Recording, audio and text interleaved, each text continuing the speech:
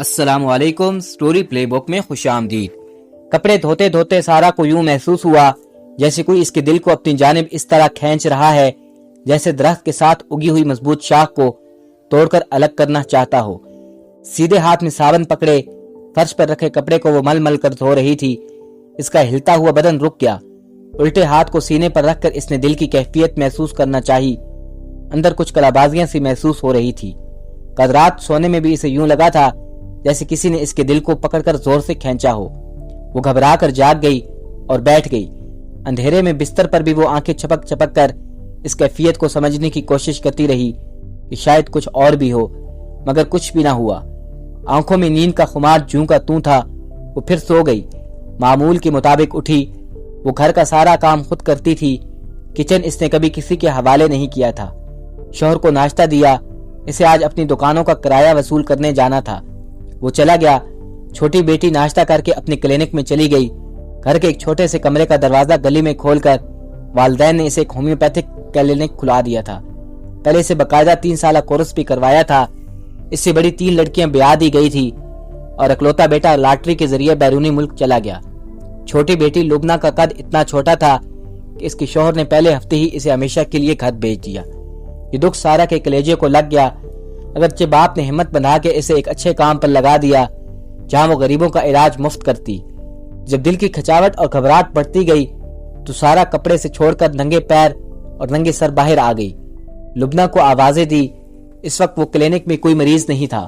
वो दौड़ी आई। जर्द होती माँ को देखकर परेशान हो गई। क्या बात है अम्मी? मेरा दिल डूबता जा रहा है। पता नहीं क्या हो रहा है। कोई दवाई लाऊं? इसने माँ की नब्ज पकड़ी। नहीं, जल्दी से मुझे डॉक्टर के पास ले चलो। तुम्हारे अबू तो अभी कहीं रास्ते में होंगे। अम्मी आप कपड़े बदल लें। आपके सारे कपड़े गीले हो रहे हैं। मैं बाहर निकलकर रक्षा करती हूँ। इत्तेफाक से खाली रिक्शा सामने नजर आया। इसने रुकने का इशारा किया। माँ को बिठाया और मोहल्ले के डॉक्टर के पास ले गई। डॉक्टर ने देखते ही कहा, इनको शदीद किस्म का हार्ट अटैक हुआ है, फौरन किसी अस्पताल ले जाएं। मगर डॉक्टर साहब, इनकी हालत तो गैर हो रही है। वक्ती तौर पर कोई दवाई तो दें ताकि ये अस्पताल तक जाने के काबिल हो सकें। डॉक्टर ने घबराते हुए लहजे में कहा, वक्त जाया ना करें, फौरन जाएं और इनको जल्दी ले जाएं। डॉक्टर यूं घबरा के पीछे हटा कि लुबना को सख्त गुस्सा आया। हालांकि फीस और दवाइयों के पैसे वो साथ लेकर आई थी, मगर डॉक्टर ने तो हाथ लगाना भी गवारा ना किया। रक्षा अभी बाहर खड़ा था। गिरती पड़ती माँ को इसने रिक्शे में बिठाया और रिक्शे वाले से कहा कि पब्लिक अस्पताल में ले चलो। माँ को अपने कांधे से लगाकर इसने इसकी कमर में बाजू डाल दिया था कि रक्षे की जंगले इसे तकलीफ ना दें। फिर भी थोड़ी थोड़ी देर बाद वो इसकी नब्ज चेक करती, जिसका सिरा ही नहीं मिल रहा था। अपने पहलू के साथ लगाकर इसकी धड़कनें शुमार करने की कोशिश करती। रक्षे के शोर में कुछ भी सुनाई ना दे रहा था। अगर डॉक्टर वक्ती तौर पर कोई दवाई दे देता तो क्या हर्ज था। माँ बेसुध हो जाती थी। रास्ता भी काफी लंबा था। पब्लिक अस्पताल आ गया। अंदर दाखिल होती ही इसने रिक्शे वाले से कहा, वहां सामने जहां इमरजेंसी लिखा है ले चलो। बाहर अस्पताल के कुछ मुलाजिम खड़े थे। इसने रिक्शे से उतरकर इनसे कहा, स्ट्रेचर ले आए। वो दौड़कर स्ट्रेचर ले आए जो बाहर ही पड़ा हुआ था। इसने रिक्शे वाले को पैसे दिए और कराती हुई माँ को इन लोगों की मदद से स्ट्रेचर पर लिटा दिया और इन्हें सारा माजरा सुनाया और पूछा कि अब आगे क्या करना है। इतने में यूनिफॉर्म में मलबूस एक आया किस्म की औरत भी आ गई। इसने देखा औरत मरीजा है तो बकायदा स्ट्रेचर को चलाकर इनके साथ अंदर आई। फिर इसने लुब्दा को बताया कि सीढ़ियां चढ़कर डॉक्टर साहब का दफ्तर है जो इमरजेंसी वार्ड में 24 घंटे रहते हैं। इनके पास जाएं और इनसे पर्ची लेकर आएं या इनको अपने साथ लेकर आएं। फिर वो जहां कहेंगे हम मरीजा को वहीं ले जाएंगे। लुबना घबरा गई। मैं ऊपर जाऊंगी तो मेरी माँ यहाँ अकेली पड़ी रहेगी।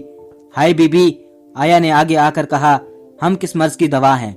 हमारा काम है मरीजों के पास खड़ा होना, इनकी हिफाजत करना। आप दौड़ कर जाएं और देर न करें। लुबना अपनी माँ को इनके पास छोड़कर ऊपर चढ़ गई। डॉक्टर साहब दफ्तर में मौजूद न थे। वार्ड का राउंड लेने गए थे। इनको ढूंढकर बताने और लाने में तकरीबन 1 घंटा लग गया। डॉक्टर साहब नीचे आए। जल्दी जल्दी मरीज को देखा, मगर मरीजा तो रिक्शे से उतरने के बाद ही अपनी मंजिल पर रवाना हो गई। फिर भी डॉक्टर साहब ने इसे अच्छी तरह देखा। नर्स सारे आलात वहीं उठा लाई थी। सारी कोशिशों के बाद डॉक्टर ने हमदर्दी से लुबना की तरफ देखा और कहा, आई एम सॉरी। तो लुबना की चीखें निकल गई। माँ, ये तूने क्या किया? डॉक्टर का इंतजार भी ना किया। लुब्ना का रद्द अमल कुदरती था। डॉक्टर ने नर्स से कहा, जब ये जरा सुकून में आए तो इन्हें दफ्तर में ले आएं। जरूरी कार्रवाई करके इन्हें कागजात दे दिए जाएंगे। थोड़ी देर चीख चलाकर लुब्ना ने पर्स में से अपना मोबाइल निकाला ताकि बाप को इत्तला दे, मगर इनका नंबर अभी तक बंद मिल रहा था। नर्स इसे साथ ले गई, कागजात बना कर दिए और एम्बुलेंस पर मैयत ले जाने की इजाजत भी लिखकर दे दी। वो रोती हुई अम्मी की लाश के पास आ गई। इस वक्त अस्पताल का एक मुलाजम खुद स्ट्रेचर के पास आ गया। लुब्ना ने पूछा, एम्बुलेंस कहाँ से मिलेगी? इस आदमी ने, जिसका नाम आमिर था, बाहर निकलकर दफ्तर का रास्ता बताया कि परमिट वहाँ दिखा दें, एम्बुलेंस आपके साथ ही आ जाएगी, मगर मेरी अम्मी यहाँ अकेली पड़ी रहेंगी। इसने रोते हुए कहा, हाय बीबी, हम किस मर्ज की दवा हैं? आया ने फिर इसी अंदाज में कहा, हम आपकी खिदमत के लिए खड़े हैं, आप जाएं, जल्दी जाने का बंदोबस्त करें। जब वो एम्बुलेंस के दफ्तर की तरफ जा रही थी, इसके वालिद का फोन आया। वो भी अपने शहर अभी अभी पहुंचे थे। इसने रो रो कर सारी बात अपने वालिद को सुनाई। इसने कहा वो भी इसी वक्त वापस आ रहा है, इसके आने तक हौसले से सारे काम करे।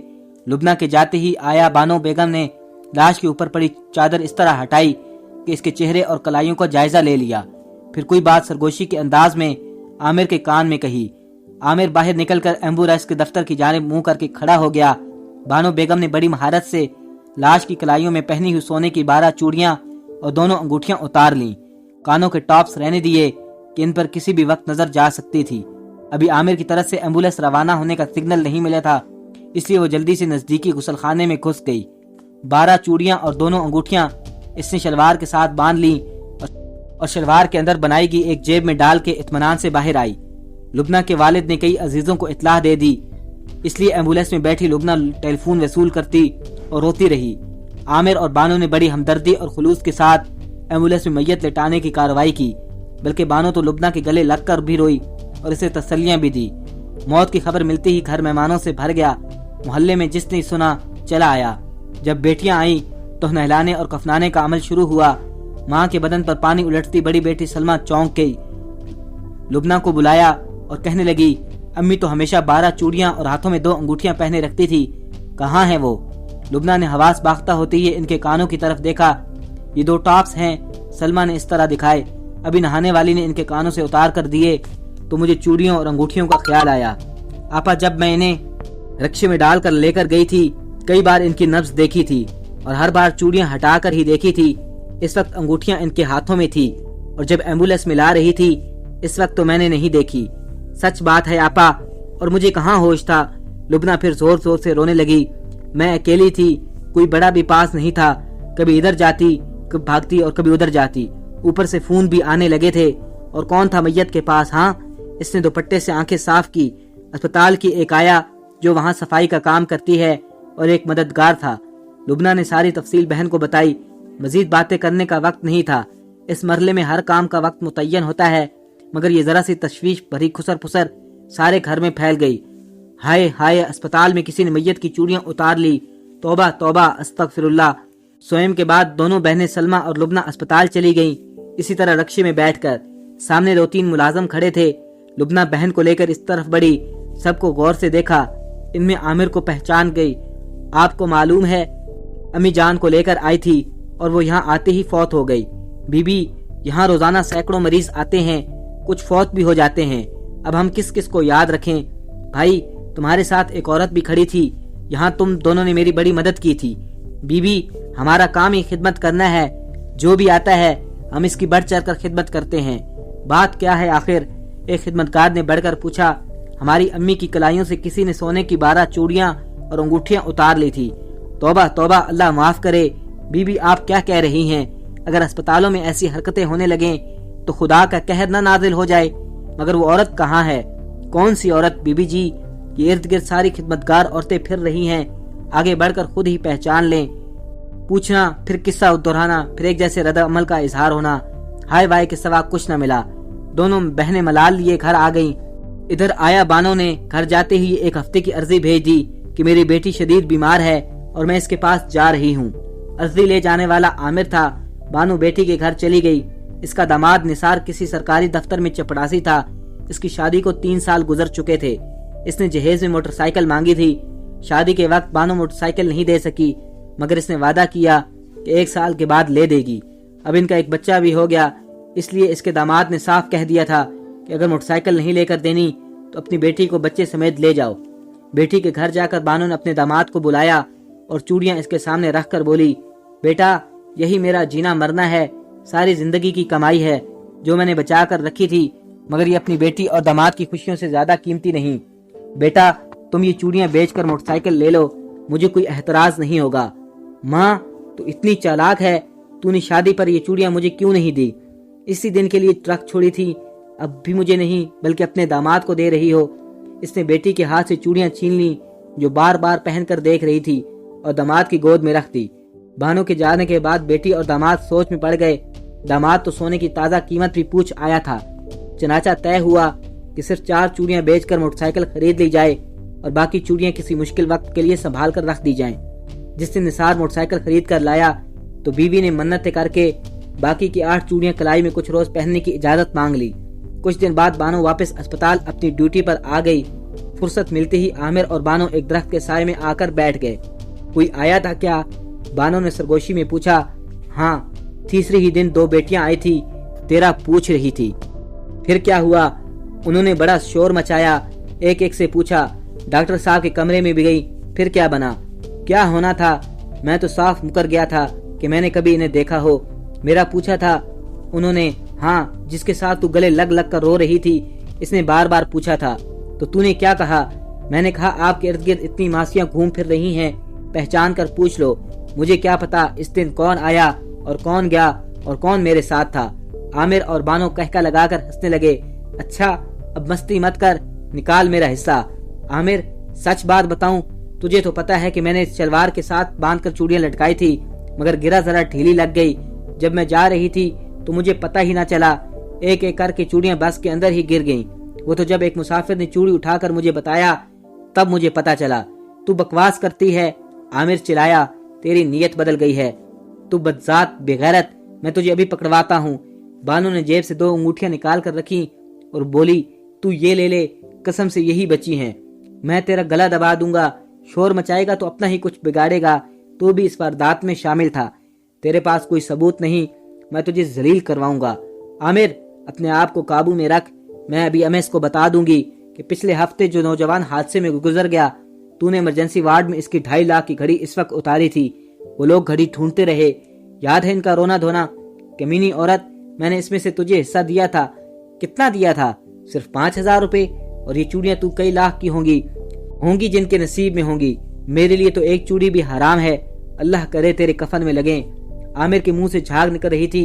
ओए बेगैरत, मर्दों के जेवर और घड़ियां चुराने वालों की बद्दुआएं नहीं लगती। बानो जोर जोर से हंसने लगी। देख आमिर, हम दोनों की मौज लगी हुई है, कभी तू पला मार लेता है और कभी मेरा दाव लग जाता है। गुस्सा न खा, मैंने पता करवाया है, ये अंगूठियां 2 लाख की हैं। 1 लाख भी तुझे मिल जाए तो ऐश करेगा, वरना आमिर गुस्से से पुकारा, वरना गंदगी में पत्थर फेंकेगा तो छींटे तुझ पर भी पड़ेंगे। दोनों का अंजाम एक जैसा होगा। बानो सीढ़ियों पर पोंछा लगाती नीचे आ रही थी कि इसकी जेब में बड़ा फोन बजने लगा। इसने हाथ रोककर फोन निकाला, सुना और चीखती हुई बाहर को भागी। टैक्सी पकड़ी और बेटी के घर की तरफ रवाना हो गई। रोती और दुआएं करती जाती। फोन पर इसके दामाद के एक्सीडेंट की खबर आई थी, तफसील कोई बता नहीं रहा था। इनके घर भी तो सारा मोहल्ला जमा था। इसे फौरन जाए हादसा पर ले जाया गया जो पुलिस के घेरे में था और कार्रवाई नोट हो रही थी। 1 हफ्ता कबल निसार ने मोटरसाइकिल खरीदा था, 8 दिन बकायदा चलाता रहा। आज पहली बार बीवी ने कहा था हमें भी सैर कराओ। वो खुद तैयार हुई, इसने सोने की चूड़ियां पहनी और 1 साल के बच्चे को भी तैयार किया। बीवी और बच्चा पीछे बैठ गए। आबादी से जरा बाहर को निकले ही थे कि मोटरसाइकिल एक ट्रक से टकरा गई। बीवी और बच्चा मौके पर ही फौत हो गए। दामाद की टांगे टूट गईं, मगर पुलिस अभी तक इस बात का सुराग नहीं लगा सकी थी कि पीछे बैठी हुई औरत की पूरी कलाई कौन काट कर ले गया और क्यों। कुछ अरसे के बाद इधर पब्लिक अस्पताल के पीछे कूड़ा करकट चूने वालों की झुग्गियों के आसपास फटे पुराने कपड़ों में एक औरत नजर आती है जिसके हाथ में एक गुड़िया होती है। हमेशा गुड़िया का एक बाजू टूटा हुआ होता है। वो औरत दीवानावार राहगीरों, मोटरसाइकिलों और साइकिल वालों के पास जाती और कहती है कि मेरी बेटी का बाजू वापस दिला दो, अल्लाह के वास्ते मेरी बेटी का बाजू वापस दिला दो, चूड़ियां रख लो, कलाई दे दो, मेरी इकलौती बेटी रो रही है, देखो وہ گڑیا کو آگے کرتی ہے، یہ روٹی نہیں کھا سکتی، بچے کو دودھ نہیں پلا سکتی، خدا کے لیے میری بیٹی کی مدد کرو، وہ ساری رات روتی رہتی ہے اور مجھے سونے نہیں دیتی، بیچاری پاگل ہے۔ یہ کہتے ہوئے لوگ گزرتے ہیں اور وہ ہر کسی کے پیچھے بھاگتی رہتی ہے۔ دوستو، ویڈیو کو آخر تک دیکھنے کا شکریہ۔ کمنٹ باکس میں بتائیے گا آپ کو یہ کہانی کیسی لگی۔ ملتے ہیں ایسی دلچسپ کہانی کے ساتھ، تب تک کے لیے اللہ حافظ۔